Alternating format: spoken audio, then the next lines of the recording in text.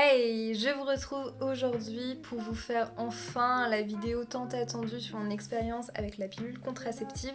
Pas de crise de rire aujourd'hui, vraiment une vidéo chill, posée, où on va discuter de choses assez importantes. Je tiens à préciser que ce que je vais raconter, c'est ma propre expérience. C'est mon corps qui a réagi de cette manière et ça ne veut pas du tout dire que pour vous, ça va être la même chose, que votre corps va faire pareil. Je n'ai pas la science infuse et je sais que la pilule ou toute autre contraception est nécessaire pour certaines personnes. Toutefois, ici, ce sera mon avis, ma propre expérience et comment je l'ai vécu et vu. Du coup, pas de polémique, soyez bienveillants. Je souhaite seulement vous raconter cette expérience pour que peut-être ça fasse écho à certains d'entre vous, ou que ça en rassure, ou que ça vous aide à prendre des décisions, ou bien à vous diriger vers des personnes bien plus expérimentées, c'est-à-dire des gynécologues ou des médecins, qui seront bien évidemment plus aptes à répondre à vos questions. Mais bref, après toute cette parenthèse, je débute donc mon récit ici. Alors, pour ma part, j'ai commencé à prendre la pilule contraceptive à l'âge de 15 ans, parce qu'ayant eu de l'acné sur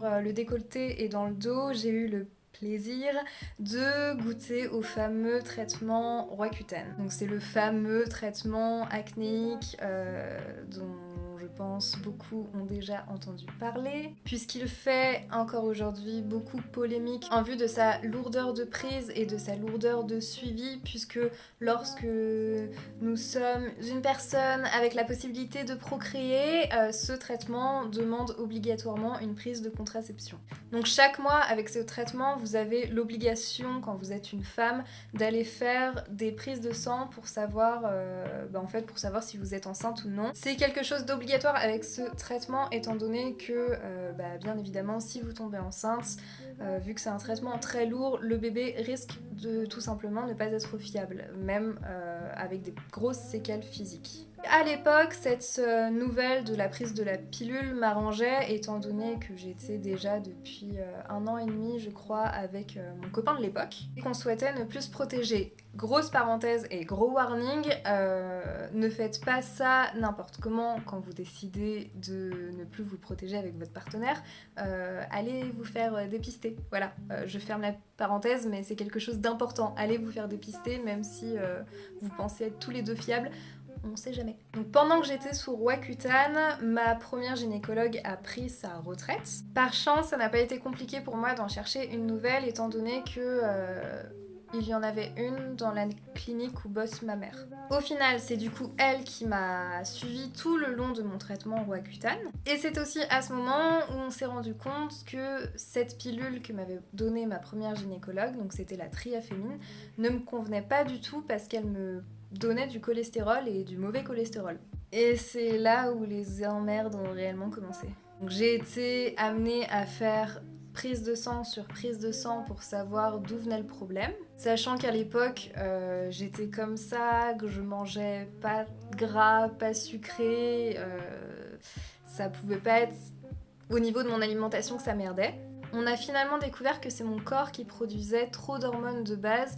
Et du coup, ajouter l'hormone de base qu'il y a dans mon corps plus les hormones qu'il y a dans la pilule contraceptive, ça me produisait du cholestérol. Ma gynécologue m'a donc prescrit une seconde pilule qui là, c'était la Lilou. C'est une pilule microdosée et c'est une pilule qu'on donne généralement quand on débute la prise de contraception quand on est adolescente. Malheureusement, celle-ci aussi me donnait trop de cholestérol en plus de me produire des saignements hors période. Puisque les pilules avec une dose d'hormones de base ne me convenaient pas et que les pilules microdosées ne me convenaient pas non plus, on a dû me mettre sous une nouvelle pilule qui n'en était pas vraiment une, c'était le luténil. Et alors le luténil, pour faire court, c'est un médicament qu'on donne généralement aux femmes ménopausées.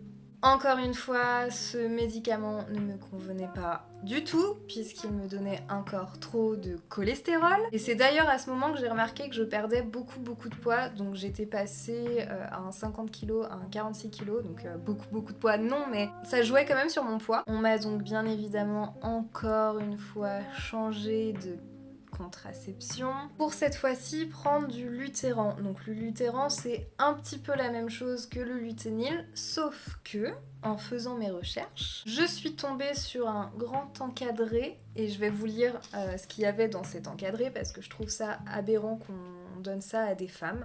Le Luthéran, c'est un médicament qui est prescrit pour des règles irrégulières, pour le syndrome prémenstruel, oui, des tensions des seins, de la ménopause, de l'endométriose ou des règles douloureuses. Il y a écrit en gros, attention, des études ont montré une augmentation du risque de survenue dans les cancers du sein chez les femmes ayant eu un traitement prolongé. Il doit être prescrit pour une durée la plus courte possible, non systématique.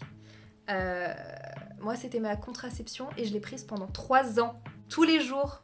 Et les effets secondaires de cette pilule, c'était bien évidemment tous les symptômes de la ménopause. Et je vous assure que ressentir des effets de la ménopause à 20 ans, c'est difficile à vivre.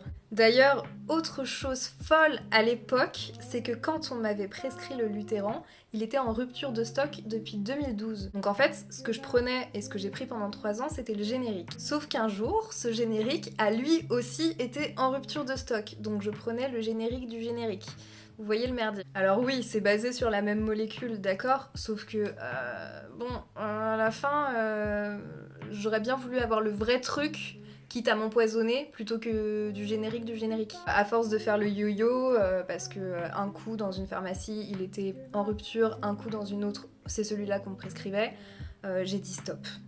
De plus, quand j'ai dit stop, à ce moment-là, il y avait, depuis un petit moment déjà, beaucoup de synchronicité dans ma vie qui faisait que je commençais à me poser la question et à avoir envie d'arrêter de prendre toute forme de contraception. Ça pouvait être des discussions entre amis, des émissions que j'écoutais, ou des livres que je voyais souvent et que j'ai fini par acheter et lire. En plus de problèmes de santé qui s'étaient déclarés à cette période, donc je faisais des gros malaises avec des vomissements à répétition. Je ne savais pas du tout d'où ça venait. Au final, c'est vraiment toutes ces sonnettes d'alarme qui m'ont fait prendre la décision d'arrêter. Et le must, c'est qu'à ce moment, je venais tout juste de me séparer de mon copain de l'époque, qui était pour moi du coup le moment parfait pour arrêter puisque j'avais plus de partenaire fixe. Conseil ultra important, quand j'ai décidé d'arrêter, j'avais quand même terminé ma plaquette. Et vraiment, ce que je vais vous dire là, c'est quelque chose que j'aurais voulu faire si je l'avais su.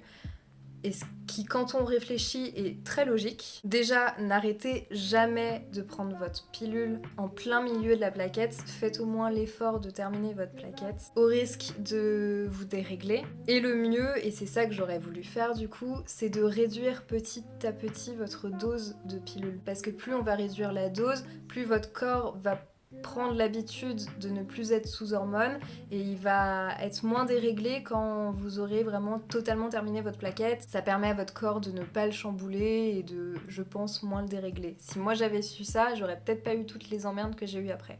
En plus de ça, bien évidemment, si vous êtes suivi par un médecin ou un gynécologue, prévenez-le, n'ayez pas peur de le prévenir, ne faites pas n'importe quoi. Il faut être suivi, c'est important. Pour ma part, c'est ce que j'avais fait puisque le jour où j'avais arrêté ma pilule, 2 jours ou 3 jours plus tard, je voyais ma gynécologue. D'ailleurs, j'appréhendais un peu cette annonce. J'avais peur qu'elle me juge ou qu'elle me fasse des remarques. Et en fait, je me suis dit que c'était mon corps, c'était mon choix. Et que tout meilleur médecin au monde pouvait me dire ce qu'il voulait. C'était ma décision et en fait, je fais ce que je veux, ils n'ont rien à dire. Et franchement, quand j'ai vu l'état dans lequel je m'étais mise pour annoncer l'arrêt de la pilule à ma gynécologue, c'est là où je me suis rendu compte que vraiment, on nous mettait une énorme pression par rapport à la contraception. J'ai du coup décidé à partir de là de ne plus jamais rien infliger à mon corps, de ne plus rien prendre et de rester au naturel. Ce qui me correspondait bien plus, d'autant que la seule solution pour moi qui ne peut pas prendre d'hormones, c'était le stérilet mécanique, donc le stérilet en cuivre. Et j'avais vraiment pas, et j'ai toujours pas envie de m'infliger ça. Aujourd'hui, du coup, je n'ai plus rien et ça a été la meilleure prise de décision, je pense, que j'ai pu offrir à mon corps. J'ai eu énormément de soucis post-pilule qui sera le sujet de la seconde vidéo, mais pour autant, je reviendrai pas du tout sur ma décision. Je vais quand même faire une micro-conclusion qui est écoutez votre corps. Écoutez les sensations et les intuitions que vous pouvez avoir par rapport à ce que vous envoie votre corps. Si vous n'avez pas de soucis avec la contraception, eh bien tant mieux pour vous. Mais si vous avez des doutes, des peurs, que vous ne vous sentez pas bien et que vous avez envie d'arrêter, eh bien faites-le car personne d'autre à part vous-même sait ce qui est le mieux pour vous et sait ce dont vous avez vraiment besoin. Nous arrivons donc à la fin de mon témoignage, qui je l'espère vous aura aidé ou au moins fait du bien à écouter. N'hésitez pas à commenter et partager votre propre expérience en commentaire. Toujours, bien évidemment, je pense que vous le savez, mais dans la bienveillance. Mais je suis sûre que mon témoignage et les vôtres aideront plus d'une personne. En attendant la prochaine vidéo qui sera du coup la suite de mon témoignage, portez-vous bien et à bientôt.